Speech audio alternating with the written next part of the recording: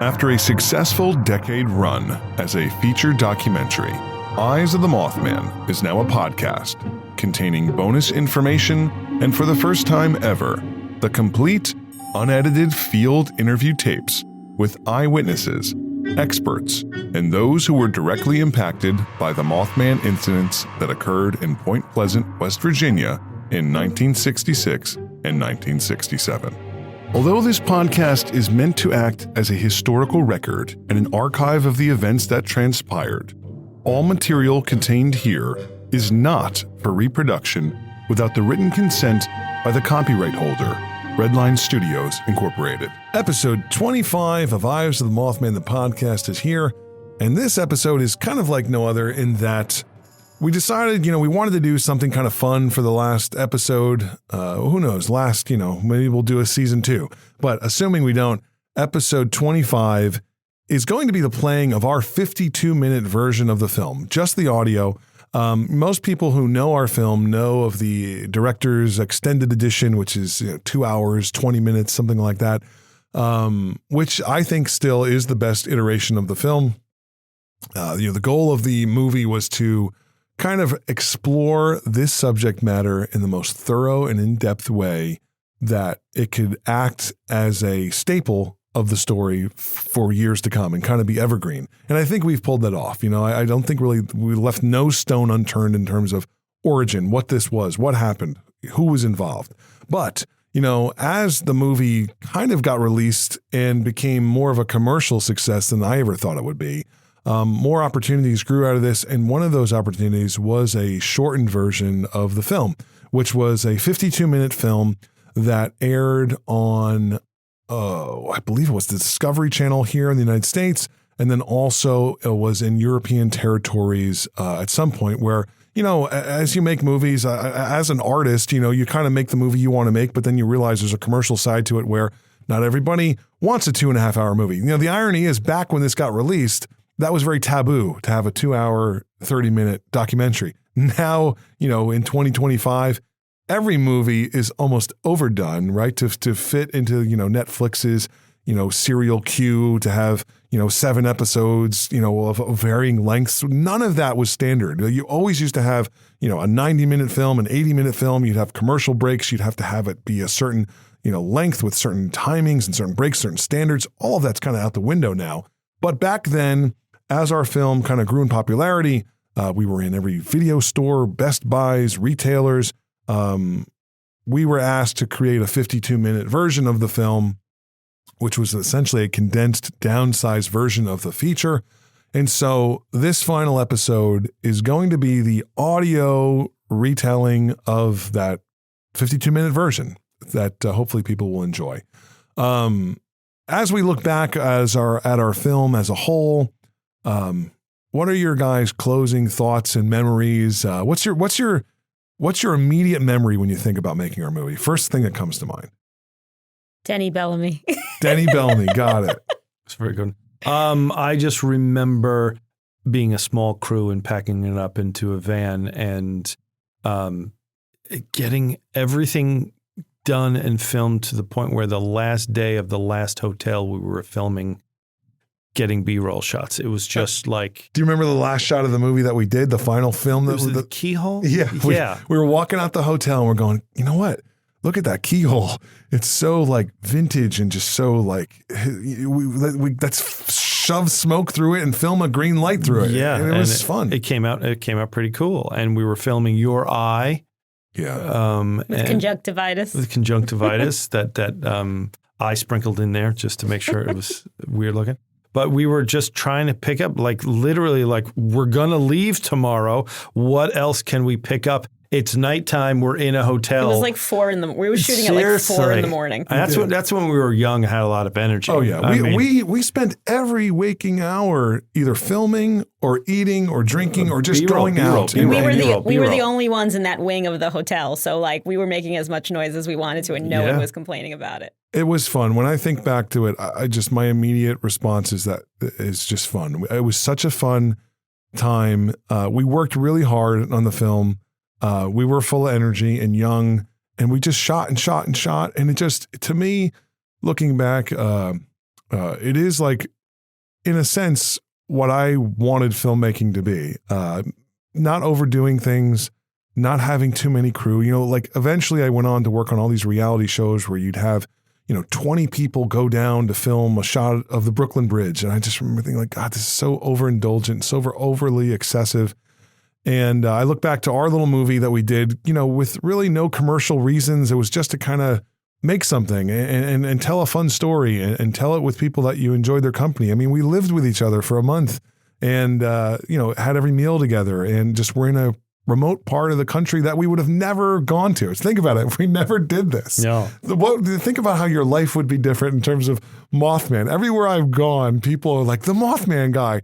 Mothman, like it has come up so many times in a way that's just funny and celebrated, where I'm sure we would have heard the legend in the story, but to be not part of its telling, I can't even kind of picture that in a weird way. Also, think about how many other things we shot in that area of the country after we did the Mothman. And the only reason we even knew about those places was because of that movie. Like, we would have never gone there for it. Like, we saw how easy it was to film there, how nice the people were, what the terrain was like. And then after that, every time there was an opportunity to shoot there, we were always like, yeah, let's go over there. Yeah. So that movie was the only reason we started going there to shoot anything. I mean, King of Kentucky, we shot there. We shot the Last of the Breed. I mean, it's a lot of stuff. Yeah.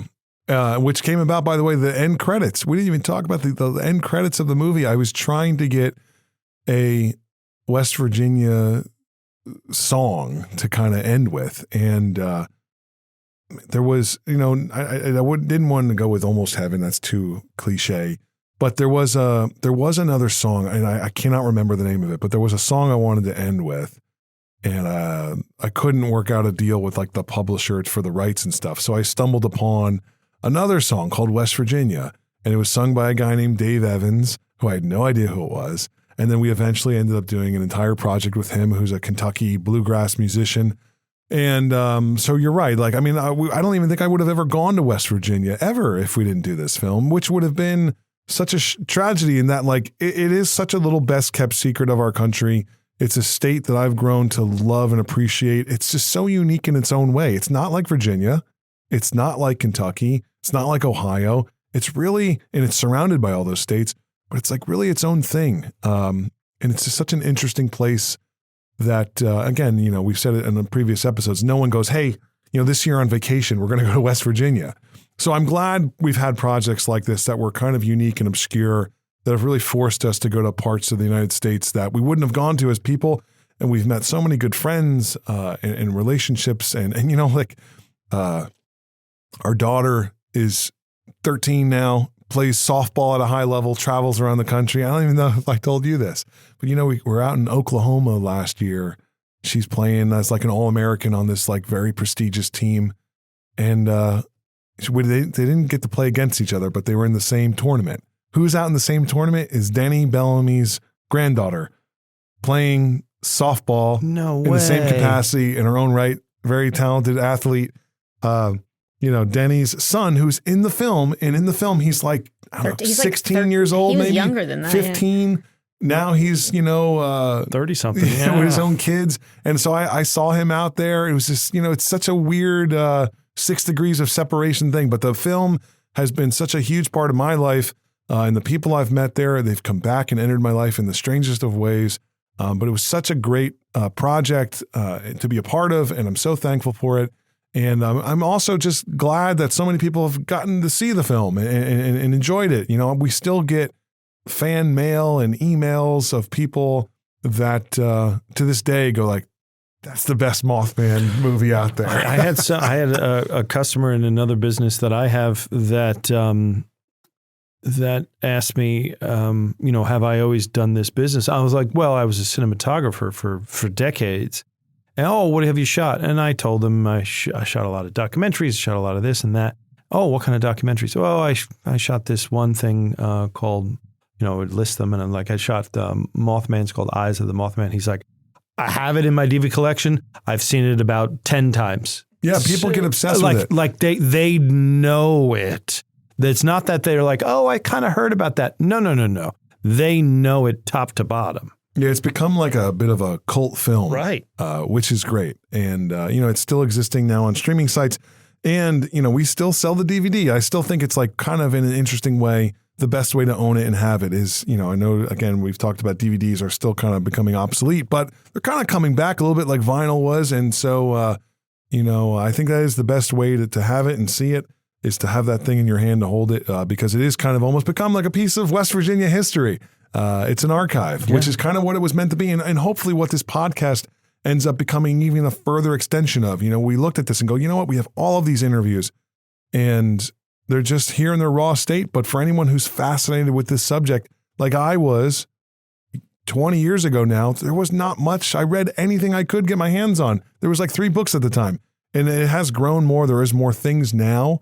But for those who are really obsessed with this story, I mean, what better way to enhance your experience than to hear, all of these tapes in their raw form. And so hopefully people out there have enjoyed it. And for those of you who have not experienced the 52-minute version of the film, you're about to experience it now as a podcast and hear it. Hopefully that is an enjoyable experience for you as well. Thank you to all of the Mothman fans out there who have supported our film throughout the years. And hopefully it just continues on here in this new form.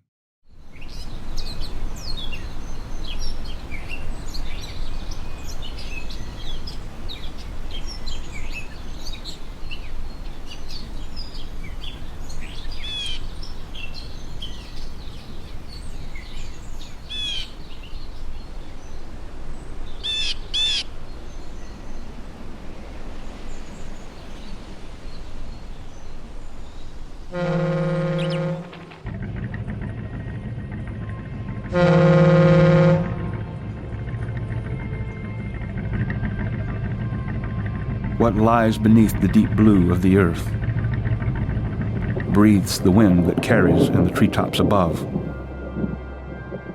hides within the light right before our very eyes, watching all we aspire to be. Not all within the world is witnessed through the eyes.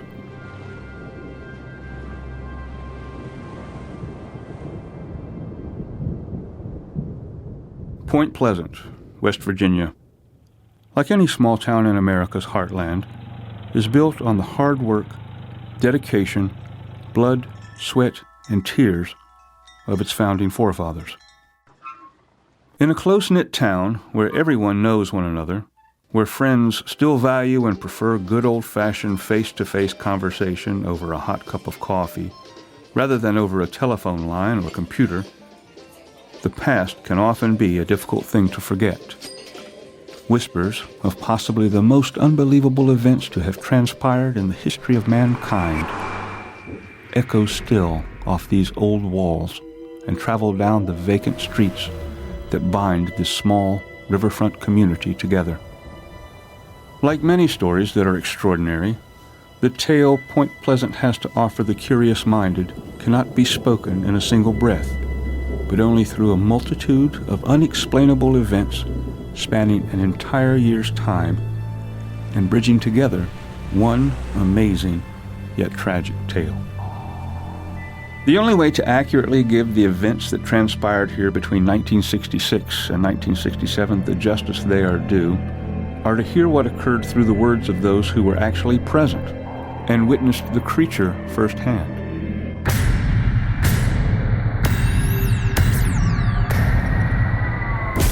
They had big red eyes. Bright glowing red eyes. Had glowing red eyes. Big red eyes. Mesmerizing red eyes. Glowing red eyes. They had red eyes. Big red glowing eyes. The most prominent feature was the glowing red eyes. It was a man-bird-like creature. Huge wingspan of maybe 12 to 15 feet. It opened up its wings. Big wingspan, tremendously big wingspan. Similar to an angel's wings. Some thought it might be the devil. Was it an angel appeared? People thought it was the beginning of the rapture. 46 people lost their lives. 46 people died. 46 people had died. He just had this hollow look in his eye. It was a tragedy. We're burying friends now. It affected the whole community at Point Pleasant. Some believed it to be the curse of Cornstalk. Most of the people around Point Pleasant do believe in the curse of Cornstalk. I saw this saucer-shaped object going down the river. They were seeing strange lights in the sky. We went from 0 reports to 50 a A night. lot of people reporting seeing bright lights. You had a rash of UFO activity. Stories of UFOs with stories of winged demons. They were seeing the lights, the men in black, the Mothman. Mothman.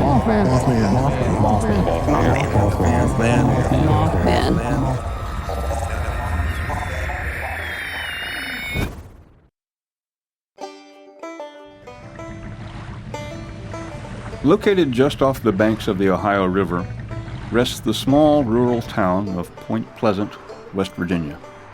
Like many small communities, this region has endured immeasurable tests of time, from raging fires to deadly floods and tragic accidents. Whereas many would attribute such incidents to bad luck or an ill-fated destiny, residents of this quaint town often point the finger at something more sinister. October 10th, 1774. It was at this very location, over 230 years ago, that a fierce battle ensued between Virginia militiamen and a conjoined force of Native American tribes led by a great Shawnee warrior known as Chief Cornstalk. Cornstalk, a man feared by many, led over 500 men into battle in what many historians argue as the first conflict of the American Revolution. Cornstalk was opposed on the battlefield by General Andrew Lewis, who led an army of Virginians against the Indian chief and his British allies. Here, in what was once waterfront forest, with thick brush and overgrown vegetation, a brutal and horrific battle ensued. When the smoke from the last musket had cleared, 141 of General Andrew Lewis's men were left wounded, and 81 of them dead. This battle, started right at daylight, and the early morning dew kept the smoke right down against the ground. One of the worst conditions you could want a battle in.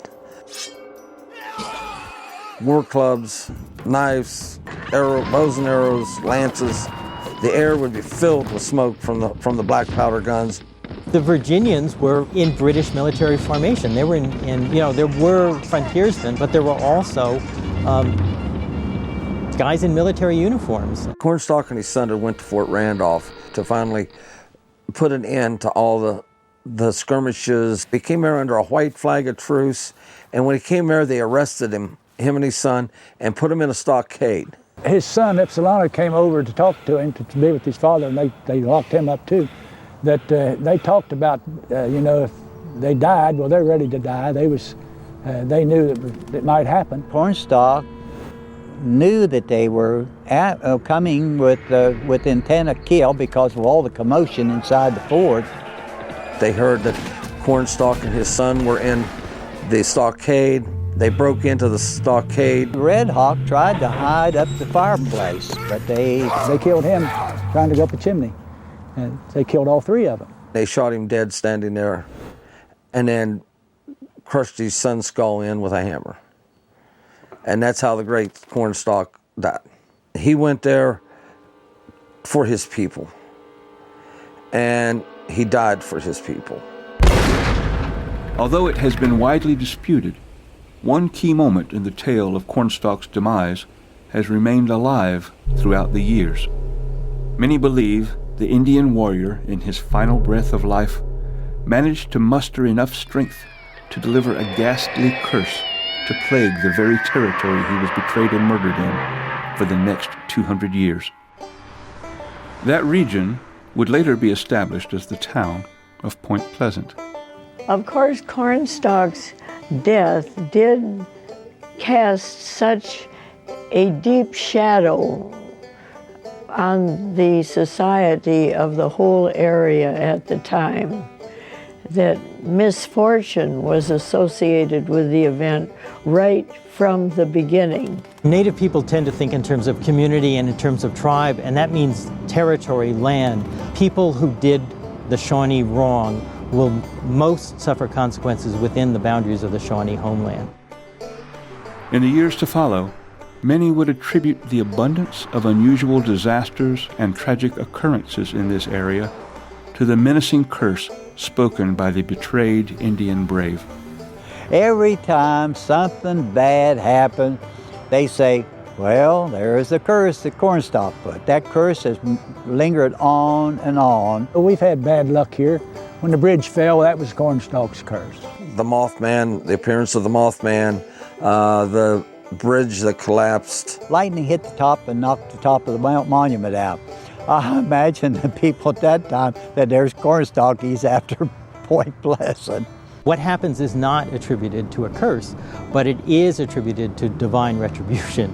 These people are getting what they deserve. Most of the people around Point Pleasant do believe in the curse of Cornstalk. I think it's because there's been so many different things happening here, and probably a little bit close together. We've had like fires and floods and things that happen out of the ordinary. A joke to some, for others a legend worth mentioning after every unfortunate setback the community would endure.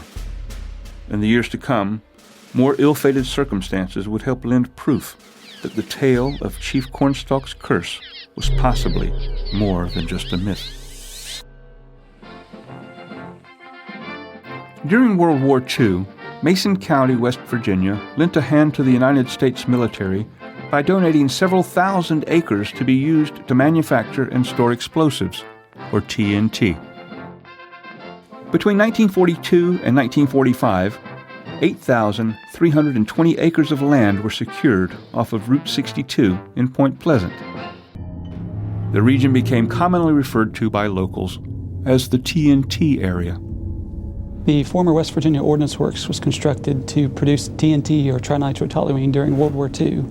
It just produced the powder there on site, and it was shipped off-site to be put into artillery, etc. It was built, it was operational, and dismantled on about 5 years. It was a secret facility. It was its own little community. It was a huge operation. Background on the TNT area has always been sort of mysterious because it's top secret. We know that they manufactured war munitions during World War II. There had been rumors that there had been accidents there, that they were experimenting with explosives that we didn't know about, with sort of higher grade chemicals that were unknown to us. During the 1960s, the power plant facilities eventually shut down completely, and their remote location served a new purpose as popular meeting grounds for young teenagers looking for privacy with their sweethearts, or a place to drag race their fast automobiles. The plant was basically abandoned. It became a haven for people to go cruising. There was a lot of drag racing going on up there in the TNT area, but mainly it was just for younger kids. It was a desolate area. There was plenty of places to party and park and drink and things like that. Come up, if you want to bring some buddies and drink some booze stuff, be off the main highways and so on and so forth. And fishing. People fished the different lakes, the different ponds. During the 1980s and 90s, environmental investigations of the large wildlife preserve revealed startling conclusions. Portions of the land, including the soil and water inside the vast sanctuary and hunting grounds, were seeping with hazardous waste and chemical liquids, spilled out from the aging igloos that once housed the dangerous materials. It was not until the 80s, I believe, that folks using the wildlife management area here at McClintock started noticing some of the byproducts, liquid byproducts, oozing out of banks and into streams. It was in a fairly stout concentration. It was pretty pure stuff. I remember about the chemical spills in the different areas. They found buried containers. They called a Kool-Aid-like substance red water, which the TNT wastewater was found near the Pond 13 area. And that's what really led to the site being placed on EPA's national priorities list. A lot of people wouldn't, feel safe eating the fish from the ponds, and you hear stories about some of the fish that were caught, they're mutated fish and things like that. So there was definitely an EPA cleanup effort. As far as the details go, that a lot of that was kept from the public and still is today. We know some of the toxic effects of these chemicals, but by no means do we know all the toxic effects. Matter of fact, there are very few chemicals that we know a lot about. And so part of our fear of exposure to these chemicals is the unknown. We don't know fully what those toxic effects are going to be. I worked at a chemical plant for 33 years. I'm no scientist, no biologist, anything like that. I'm saying in the TNT area, there is stuff in this ground and in this area that can never be gone deep enough to be removed. It will always be contaminated. The leaks had gone undetected for years, but by the time they were discovered, the area known as TNT had already acquired a foreboding and tainted reputation, sparked by an incident that would go on to change the town forever and strike fear in the hearts of many.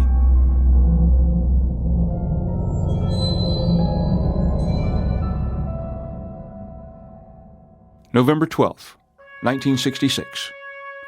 85 miles away from Point Pleasant, in the town of Clendenin, West Virginia, 5 men digging a grave at a small cemetery witness a most unusual occurrence. After hearing a rustling in the treetops nearby, the men observed what they described to be a flying man who soared in the sky directly above them. The following night, November 13th, 1966, Salem, West Virginia, 90 miles from Point Pleasant. Merle Partridge is watching a television program when suddenly a loud noise erupts from outside.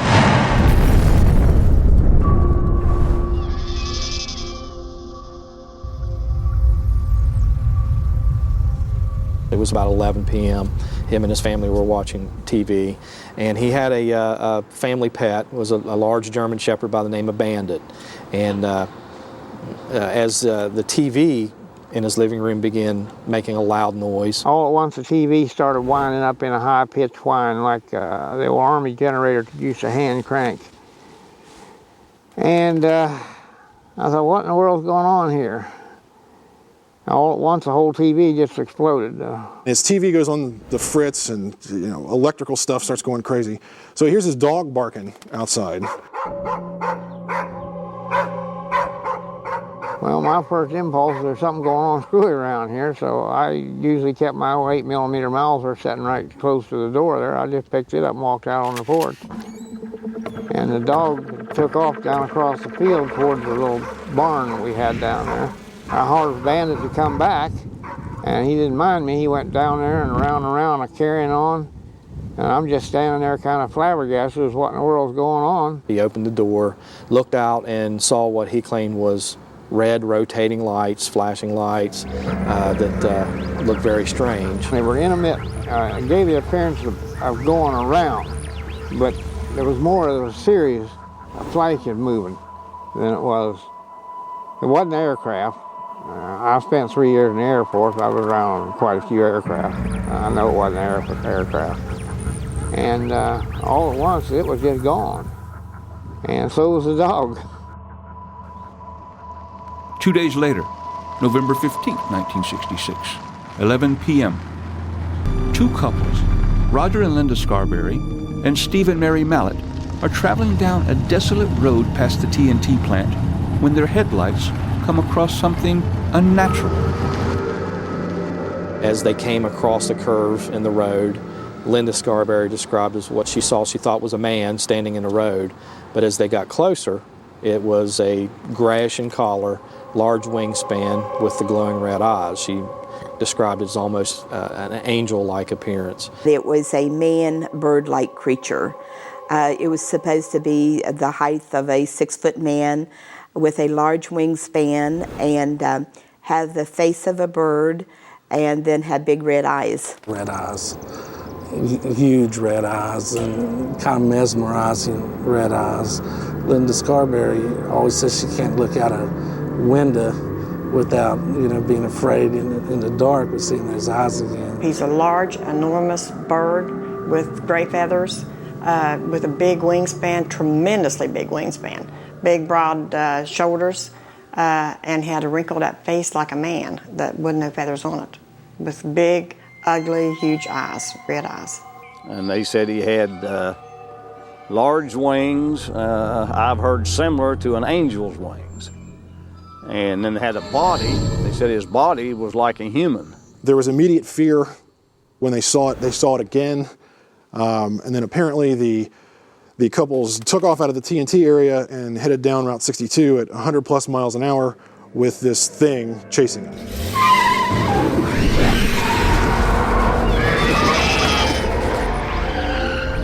As these couples were driving 100 plus miles down the highway, as this beast or this winged thing was chasing them, the driver of the car noticed a dead dog on the side of the road, which was significant because a lot of people thought it may have been Merle's dead dog. I think it was my dog.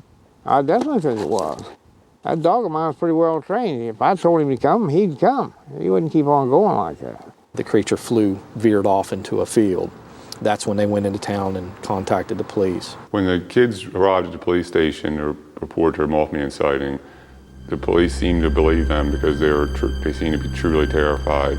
Immediately upon arriving to the police department, the 4 witnesses were put in separate rooms to write individual police reports.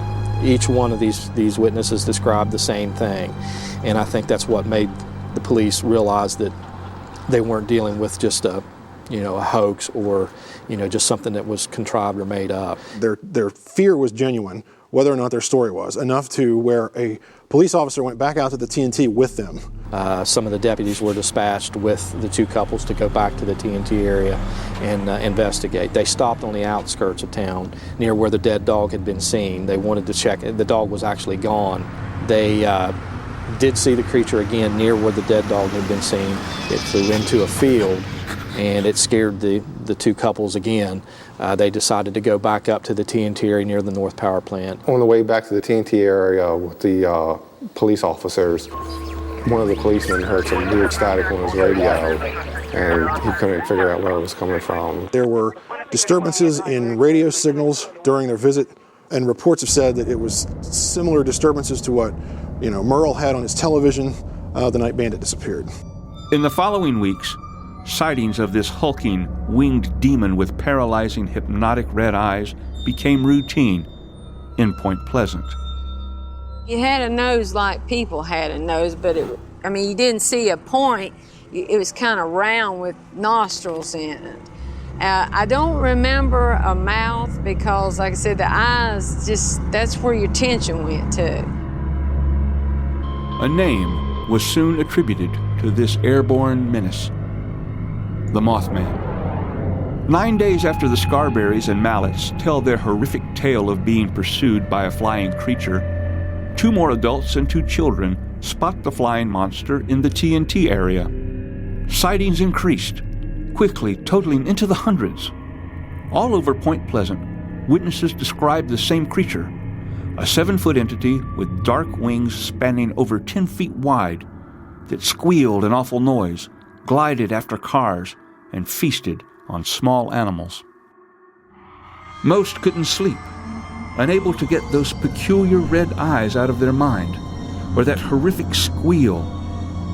Many witnesses, such as Mrs. Marcella Bennett, experienced a constant fear that the creature would visit her again. November 16th, 1966, while a press conference was taking place at the Point Pleasant County Courthouse, where Roger and Linda Scarberry and Steve and Mary Mallet retold their traumatizing TNT tale to reporters, Mrs. Bennett was visiting the house of a friend who owned one of the few residences near the igloos on Route 62. While traveling down the desolate stretch of road, she observed a slow-moving red light fluttering above the TNT plant. Upon approaching the house of Ralph Thomas and exiting her vehicle, her automobile apparently woke a slumbering creature nearby. She apparently awakened something that looked like it had been sleeping. She thought it was an animal at first, but similar to the previous reports, she saw the red eyes. She at first thought it was a man dressed in khaki clothes, but then she noticed the feet and the feathers, kind of a rough, grayish, feathery look. After she got out of her car, she saw a huge figure rise up in the yard. And it scared her so badly that she either dropped her baby or possibly fell on top of her baby. There's conflicting reports there. She saw it come toward her. She got out of the car. The fear of seeing this froze her in such absolute fear that she dropped her infant daughter, Tina, and fell to the ground. And, she said in later interviews that she was aware she had dropped the child. She was aware that she was laying on the child and that the child was probably dead, but she was frozen in such fear that she could not move. And this lasted for minutes. After grabbing up her baby and running to the house, the story doesn't end there. Mothman had actually scurried onto the porch and was peering in the windows. And they run in the house, they lock the doors, they lock the windows, and this creature is on the porch. It is looking through the windows. It doesn't appear aggressive, but it appears curious and appears persistent. And to me, this was one of the key Mothman sightings because of how long it lingered. Although some features differed in description from case to case, one attribute always remained: the pair of glowing red eyes. The eyes of the Mothman seem to be the most common in description, that they are deep red, that they're glowing, that they're mesmerizing. Most of the eyewitnesses that encountered the Mothman described the eyes as a glowing red-like eyes that were almost hypnotic, a trance-like, and they were drawn in to the eyes. Well, we have some pretty good people that are, that have saw this creature and described actually about the eyes. And I've known these people for years. I've had 3 or 4 different couples to tell me that had come encounter with it. It had big red eyes, not glary, not like animal eyes, but big red eyes. That's what made it different. They were kind of big at the center, went up to a point, and they were the reddest eyes I have ever seen. They weren't glowing eyes like some people might say. It was just something you can't describe how they were lit up. The whole eye was red and lit up. The interesting thing is the people who said that, the ones that I remember who said that it went up into the air or whatever, it didn't flap its wings. It would just kind of open its wings and ascend into the air, almost like you think of angels doing. After we turned right there on that graveled road heading down there, we got about halfway when I noticed something was running along beside the car. Well, I thought I was seeing things when I turned and looked at it, and I looked at my brother and I said, "Did you see what I saw?" Within the next 3-month period, you had about 100 people reporting the same thing that the 2 couples encountered that first night on November 15th. And it did wake a lot of people up as to what may be living in the North Power Plant or stalking the grounds of TNT area. I know the fishing slowed down, and I know different buddies of mine, different people I know, they just quit them up there fishing, including myself. I wouldn't wet a line in the water up here right now for nothing, for no amount of money. You kind of looked over your shoulder quite a bit, particularly if you're out there at night, and you definitely didn't want to break down and run out of gas out there at night. There were so many sightings of Mothman, both on the books and off the books, that there's no set number of who saw what and when, but it is definitely in the hundreds. I think a lot of people at the time said, well, I can't report that. What am I going to tell the people? And then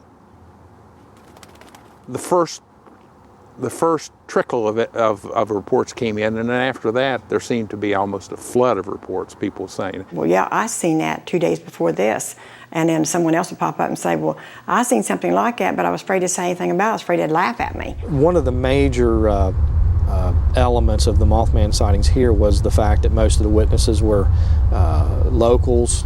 They were respectable townspeople, decent reputations. It wasn't just a town drunk that was claiming to see this creature. I don't consider any of this random. I think there's a connection throughout history. Mothman was drawn on cave walls by cavemen, although it was interpreted as something else, or it was supposedly symbolic of something else. Anyone who has a religious epiphany or has anything, it's always something with wings, something floating above. It jumped up to go over those there shrubberies or hedges there, and when it did, that's when it opened up its wings, and that was the first time we saw its wing, and it flew off into the dark of the night. Mothman was seen on rooftops, in barns, flying and buzzing about the skyline of the small riverfront community. But he seemed to call the TNT plant and the McClintock Wildlife Refuge his home. Months passed, and the sightings continued to grow in number. Cars flocked to the TNT plant with curious onlookers hoping to catch a glimpse of the monster. Hunters waited in the darkness of the thick woods with their guns loaded, looking to end the fear and panic that was sweeping across the small town. After the Mothman sightings, the TNT plant became a giant carnival. There were kids up there were people with loaded guns up there were hunters. People were out there trying to see Mothman. Everyone just wanted to go see this big 6-foot bird that's chasing cars. And in the TNT area, so everyone went looking for it. Rather than going to the drive-in when Friday night rolled around each week, townspeople ventured into the TNT plant, hoping to see some live entertainment, wondering if the Mothman would make an appearance. Whispers and rumors floated in the air around the typically quiet town that a demon was roosting here, with no intention of leaving or being captured. Talk of the old Chief Cornstalk curse became popular conversation once again. Patrons argued over whether or not the creature was friend or foe, an angel or entity of evil. When Mothman was sighted in '66, things got a little quieter around here. People stayed in at night. They didn't come out. They didn't let their children out to play. And there was a lot of controversy about was he an angel appeared? A lot of the Mothman witnesses felt that what they were encountering was almost a spiritual and not really a material image that they were encountering. Some thought it might be the devil, some thought it might be an angel, so one is evil, one is good. Some thought it was real, some thought it was supernatural. Mountain people are culturally connected to the Scotch-Irish heritage. And of course, these are the same people who see a lot of unnatural occurrences. The banshees in Ireland. One of the things that I thought of at the time when they saw the Mothman was the banshee. The banshee is the spiritual being that ran screaming across the sky. A lot of people thought it was the beginning of the rapture, that there were so many weird things going on and it just kept getting worse and progressing, that something was inevitably going to happen to top it each time. When somebody saw a banshee, it was a token. We call it a token. Something bad was going to happen. Although several eyewitnesses described the winged creature to be anything but threatening, most claimed that the trauma experienced in the aftermath of coming face to face with the Mothman was much worse than the actual event itself. The effects of the contactees of the Mothman have varied greatly over the years. Generally, it's bad. They suffer sleeplessness, they suffer hallucinations, they suffer nightmares they fear are going to come true. The witnesses were distraught, they were very stressed out, they suffered a lot of mental anguish, always looking over their shoulder. They felt that whatever this thing that they had encountered was going to come back. Many witnesses endured both physical and mental annoyance from their meetings with the winged man of Point Pleasant. Eyes swelled up pink and remained scarred after peering into the trance-inducing glow of the Mothman's red reflective pupils. After seeing Mothman, a lot of the contactees contracted conjunctivitis, which is essentially a highly elevated pink eye that's caused from some type of radiation. Many had sunburns in December, which in West Virginia can't happen. Of course, a lot of them had some red eyes, like infected eyes, maybe like pink eye, it looks sort of like. But emotionally, the ones that seen the Mothman had a little trouble dealing with it. To have parts of their body sunburned, to have these radiation burns, to have eyes swollen shut, to have all these physical, bizarre things happen to them, really scared a lot of people, far worse than the sighting of the monster itself did. When the information on the contamination leaks in the wildlife preserve emerged years after the Mothman had vanished from Point Pleasant, some considered the possibility that it could have been a mutated bird, genetically enhanced by the chemicals in the ground and water. A lot of the chemicals here and that we would expect to be here, both that we know about now and that we would assume were present 50 years ago, would have mutagenic effects, absolutely. And that's, again, we don't know what all those effects are on receptors, but we could certainly imagine the possibility that they would cause mutations. Birds would be severely affected, and certainly changes in physical appearance are plausible, probable. Those who experienced the Mothman firsthand are not convinced. For them, the incidents at Point Pleasant were not just about the winged creature, but the collective events of unusual and unexplainable accounts that transpired there.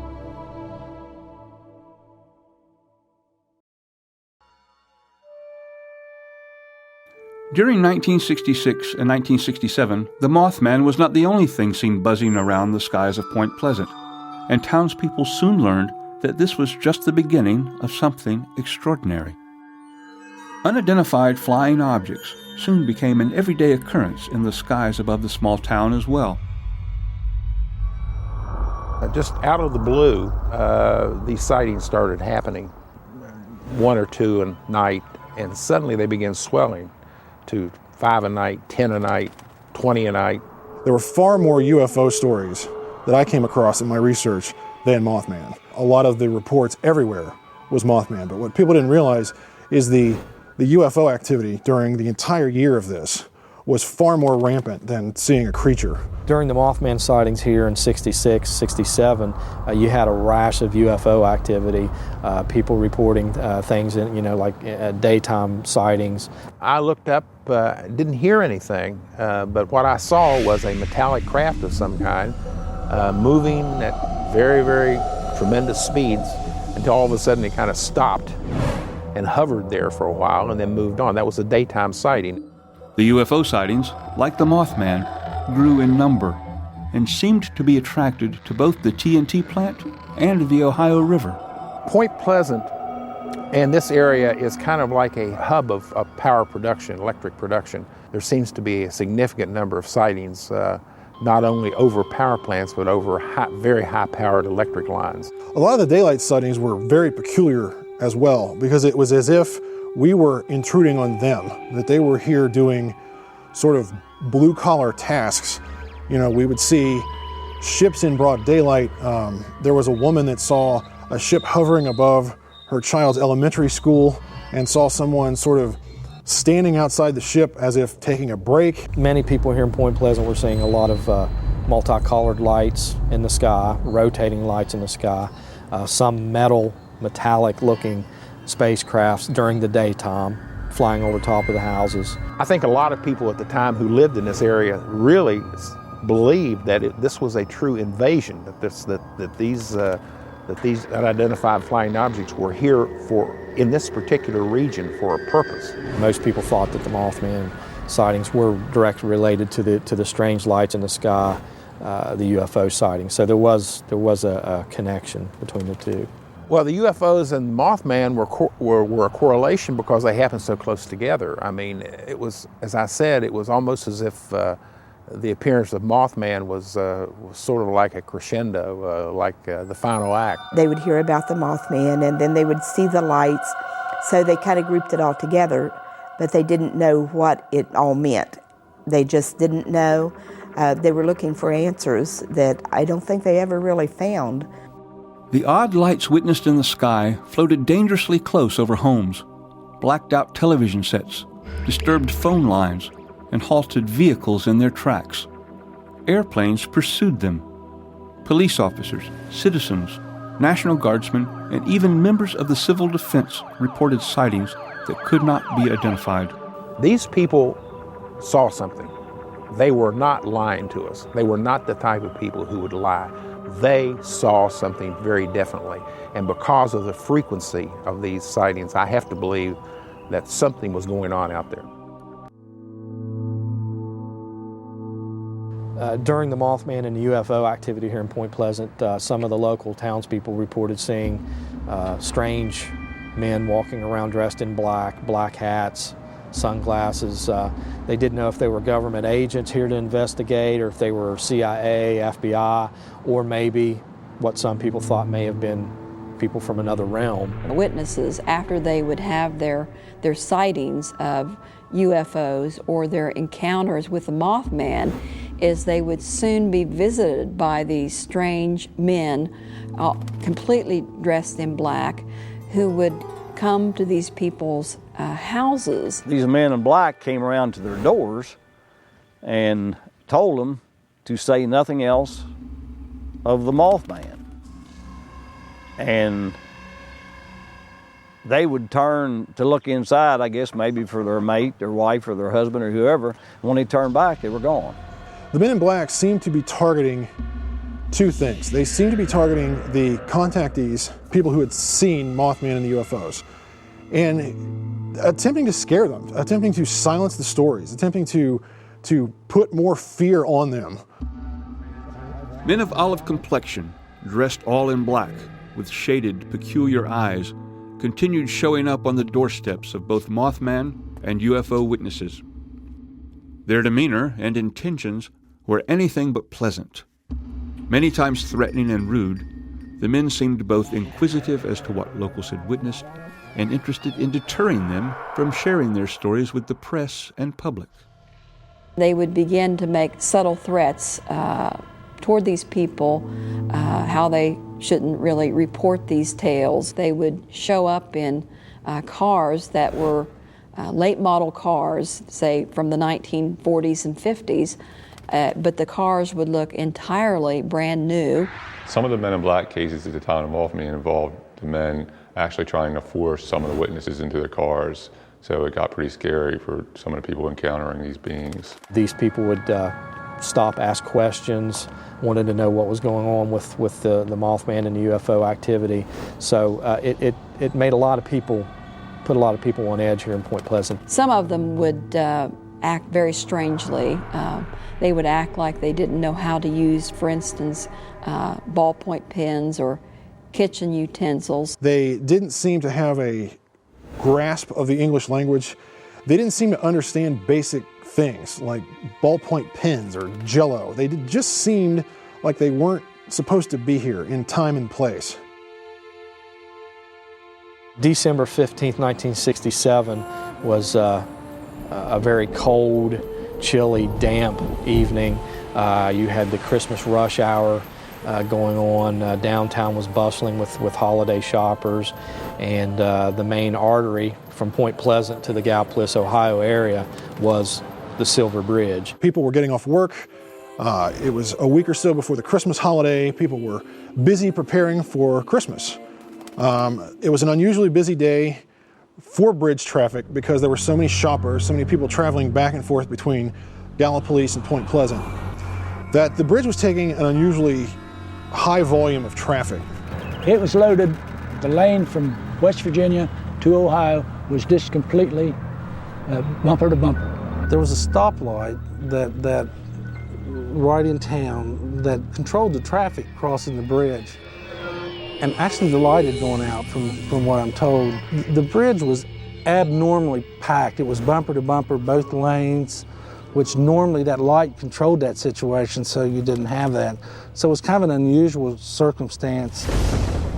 Yeah, I was working at Carolina Lumber, which was about a block and a half away from the end of the Silver Bridge in Point Pleasant.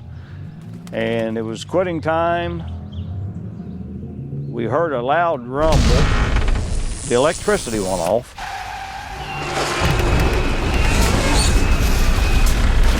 I was putting up Christmas decorations, and my cousin's wife came by and said, the Silver Bridge just fell. And I turned around and I said, "You're kidding me." She said, "No, John," said, "the bridge has fallen." And they don't know how many people was on it. Of course, had radios on boat, and the boat called that tugboat over there, and he said the bridge fell. We said, "What bridge?" And he said, "The Silver Bridge." And we couldn't believe it. And there were cars array in the street. I mean, cars just parked at every angle, doors left wide open. And he looks up and he said, "That bridge is gone." I said, "What?" He said, "That bridge is gone." I said, "My God, it is."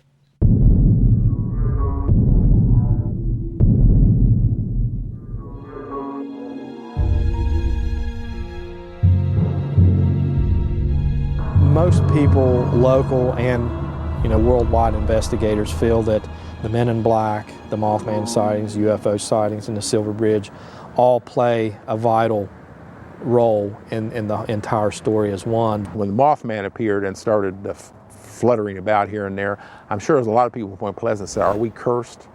Or am I going crazy?" And then a lot of people say, "Oh my God, what's next?" And of course we know what was next, the Silver Bridge.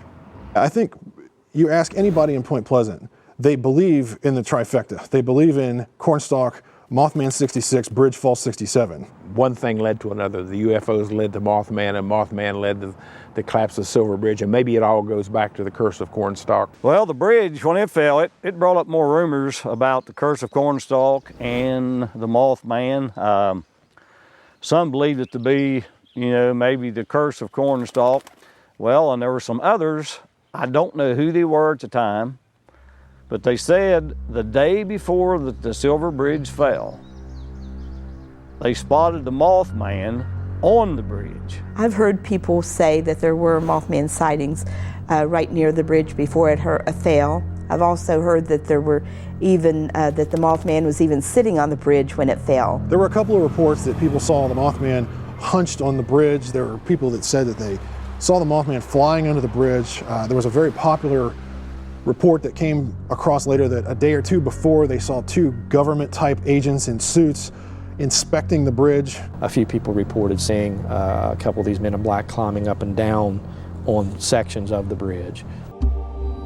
As time passes and the town attempts to recover from the devastating blow of losing 46 members of its community, again, Point Pleasant becomes divided.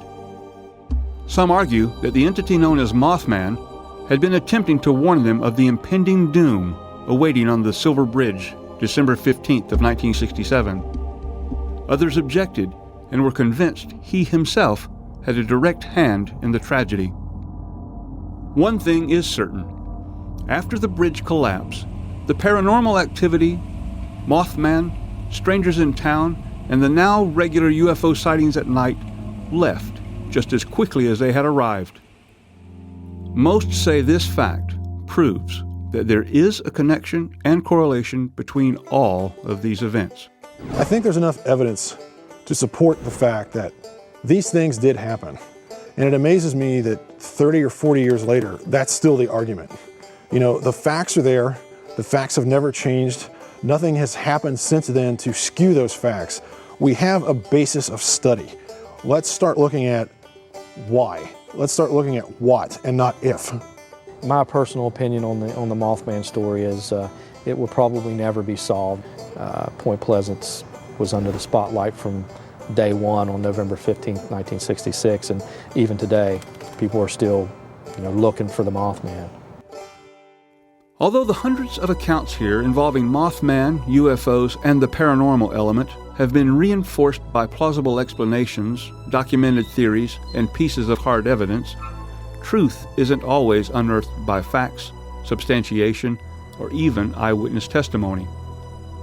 Sometimes, to determine the credibility of a situation, you have to look beyond the realm of what we as people have set forth as a means to determine validity. Instincts are a human trait often forgotten in life. How to read a person can many times be the key to determining the sincerity of a story. Here, the answers seem to reside in one remaining, physically viewable harbor of memories. The terror-filled, all-telling eyes of those who witnessed the creature, the being, the Mothman.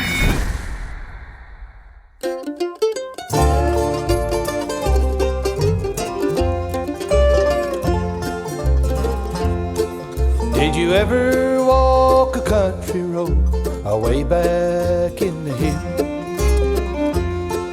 In the heart of West Virginia, where the country people live, where the honeysuckle's blooming and the water runs so clear, and the beauty of her mountains make heaven seem so near. West Virginia, oh how I miss you. Have you changed? I'd like to know. Is your honeysuckle blooming? Does your water run so clear? With teardrops in my eyes, your memory draws me near.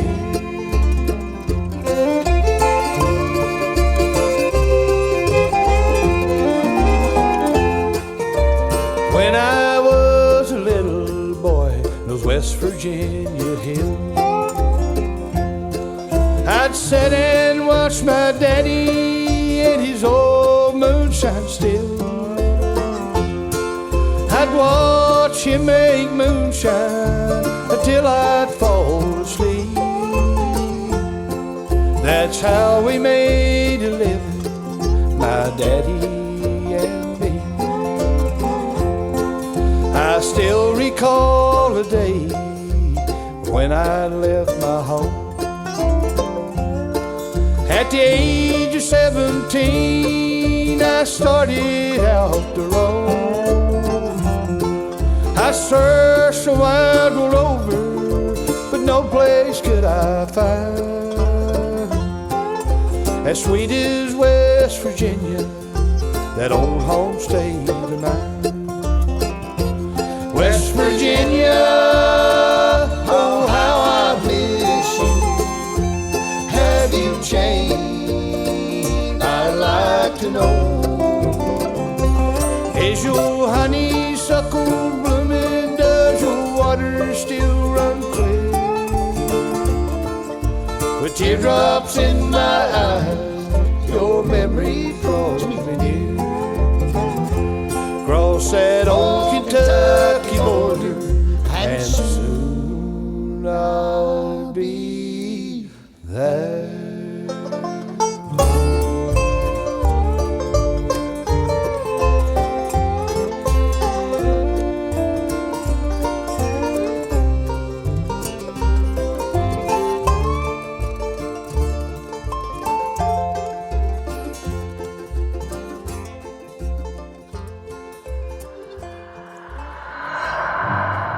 We hope you enjoyed this episode of Eyes of the Mothman, the podcast. For more information about our program, or to find out where you can watch the original documentary film or purchase a limited edition signed DVD copy, please visit www.eyesofthemothman.com.